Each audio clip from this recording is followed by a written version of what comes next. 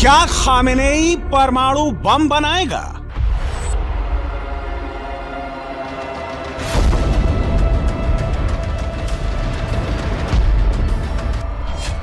क्या खामेनेई परमाणु के लिए महायुद्ध कराएगा?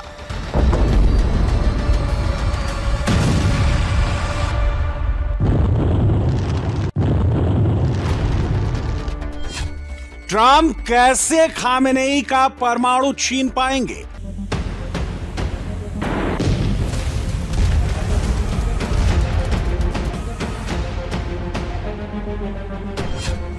खामेनेई के पास परमाणु बम आ गया तो अमेरिका का क्या होगा?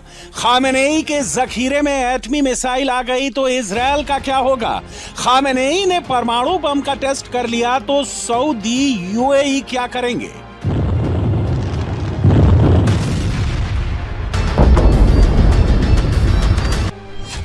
मिडिल ईस्ट में ट्रंप के दुश्मन नंबर 1 खामेनेई हैं। सऊदी, यूएई और इजराइल उनके सबसे करीबी दोस्त हैं। सभी ट्रंप को आगे कर खामेनेई का परमाणु हड़पना चाहते हैं।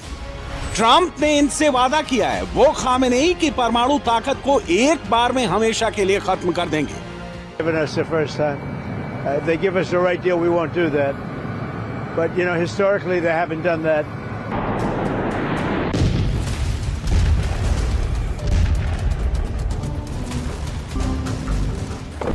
खामेनेई से ट्रंप जो डील मांग रहे हैं वो क्या है?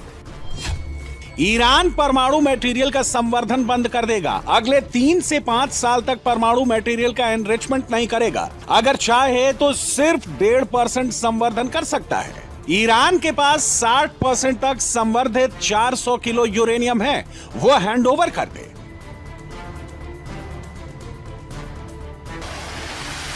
अगर खामेनेई ये डील मान लेते हैं तो ट्रंप हमला नहीं करेंगे।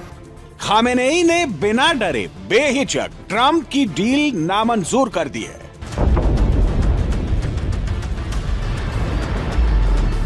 सिर्फ डील ही नहीं, जहां ईरान ने 400 किलो परमाणु बम बनाने लायक यूरेनियम जमा किया है उसे भी बंद कर दिया है। मतलब खामेनेई ने ना सिर्फ डील रद्द की है, अंतर्राष्ट्रीय परमाणु ऊर्जा एजेंसी को भी उस जगह पर जाने का रास्ता बंद कर दिया है। खामेनेई के इस कदम से ट्रंप के होश उड़ गए हैं, नेतन्याहू की नींद उड़ गई है, मिडिल ईस्ट में खलबली मच गई है।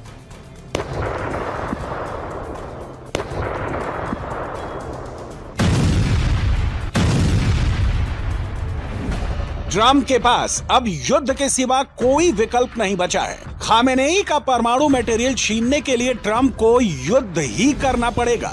खामेनेई की परमाणु मशीनरी कहां पर है जहां तबाही का एटमी मटेरियल एनरिच किया जाता है? नतांज ईरान का सबसे बड़ा एनरिचमेंट सेंटर है। यहां अंडरग्राउंड यूरेनियम एनरिचमेंट फैसिलिटी है, जहां सेंट्रीफ्यूज के जरिए 60% तक यूरेनियम संवर्धन किया जाता है। नतांज राजधानी तेहरान से 220 किलोमीटर दक्षिण में स्थित है। फोर्डो खामेनेई का सबसे रहस्यमय परमाणु संवर्धन केंद्र है। यह पहाड़ के 80 से 90 मीटर नीचे बना है। इसे खामेनेई का अभेद्य परमाणु किला माना जाता है। कौम शहर से 32 किलोमीटर दूर है। इस्फहान में ईरान का सबसे बड़ा परमाणु रिसर्च कॉम्प्लेक्स है। ये येलो लेक को यूरेनियम हेक्साफ्लोराइड, जिसे UF6 के नाम से जाना जाता है, उसमें बदलती है। नतांज के दक्षिण में एक जगह है पिकैक्स माउंटेन। यहां ईरान ने नई अंडरग्राउंड परमाणु फैसिलिटी विकसित की है। अमेरिका, इजराइल और नाटो अगर यहां बड़ा से बड़ा बंकर बस्टर बम या मिसाइल मारें तब भी खामेनेई के परमाणु अड्डे का बाल बांका नहीं कर सकते। अब ट्रंप के पास क्या ऑप्शन है? वो खामेनेई का परमाणु मटेरियल कैसे छीन सकते हैं? वो खामेनेई को कैसे परमाणु बम बनाने से रोक सकते हैं? The president's told his entire senior team that we should be trying to cut a deal that ensures the Iranians don't have a nuclear weapon. But if we can't cut that deal, then there's another option on the table. Well, look, I mean, if the Iranian people want to overthrow the regime, that's up to the Iranian people. What we're focused on right now is the fact that Iran can't have a nuclear weapon. That's been the focus of the president's policy, even going back to the first administration. अब Trump के सामने दो ही विकल्प हैं। Khamenei के खिलाफ Tehran में एक बड़े खुफिया ऑपरेशन को अंजाम दें, खामेनेई को मादुरो की तरह उठवा लें। दूसरा विकल्प है पहले ईरान पर भीषण हमला करें, IRGC के तमाम अड्डों को बमबारी से तबाह करें, ईरान की मिसाइल फैसिलिटी को बर्बाद करें, फिर ईरान के अंदर सैन्य ऑपरेशन को अंजाम देकर खामेनेई का खात्मा करें। ट्रंप भी समझ गए हैं कि मिडिल ईस्ट में अपनी ताकत को बचाना है तो ईरान में रिजीम चेंज करने के अलावा कोई विकल्प नहीं है। ईरान में रिजीम चेंज वेनेजुएला की तरह नहीं हो सकता है। खामेनेई कोई मादुरो नहीं है और ईरान ना ही वेनेजुएला है। रिपोर्ट के मुताबिक पेंटागन ने ट्रंप को सीक्रेट रिपोर्ट दी है। तेहरान में ऑपरेशन लंबा चलेगा। खामेनेई और उनके वफादारों को वहां से खत्म करने में हफ्तों लग सकता है।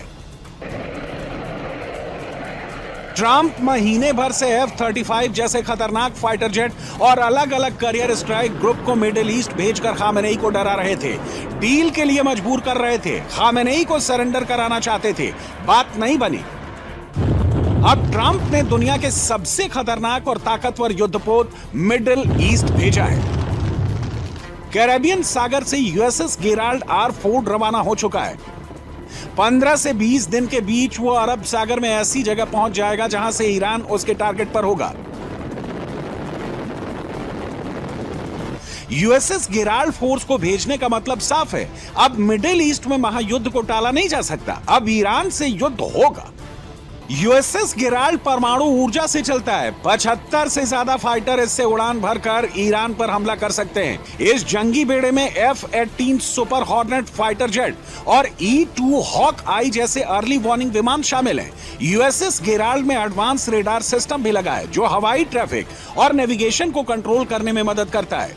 जनवरी में अमेरिका के कमांडो इसी युद्धपोत में मादुरो को पकड़कर ले गए थे। अब खामेनेई की बारी है। Well, it seems like that would be the best thing that could happen. For 47 years they've been talking and talking and talking. In the meantime, we've lost a lot of lives while they talk, and legs blown off, arms blown off, faces blown off. It's been going on for a long time, so let's see what happens. In the meantime, we have tremendous power has arrived, and additional power, as you know, another carrier is going out shortly. So we'll see it out. If we could get it settled for once and for all, that would be good. ऐसा बहुत कम होता है जब America middle east में दो career strike group भेजता है। 8 महीने पहले जून में ट्रंप के आदेश पर 2 करियर स्ट्राइक ग्रुप अमेरिका ने अरब सागर में उतारे थे। तब ईरान पर बड़ा हमला किया था। अब फिर USS अब्राहम लिंकन के साथ साथ America USS Gerald R. Ford को उतार रहा है। क्या फिर ईरान पर बड़े हमले का ग्रीन सिग्नल इसे माना जाए? USS Gerald R. Ford electromagnetic warfare में दुनिया का सबसे खतरनाक युद्धपोत है। न्यूक्लियर पावर से चलने वाला यह युद्धपोत स्टील्थ टेक्नोलॉजी पर काम करता है। इसकी सबसे बड़ी ताकत इलेक्ट्रोमैग्नेटिक एयरक्राफ्ट लॉन्च सिस्टम है जो फाइटर जेट को मैग्नेटिक वेव्स पर लॉन्च करता है।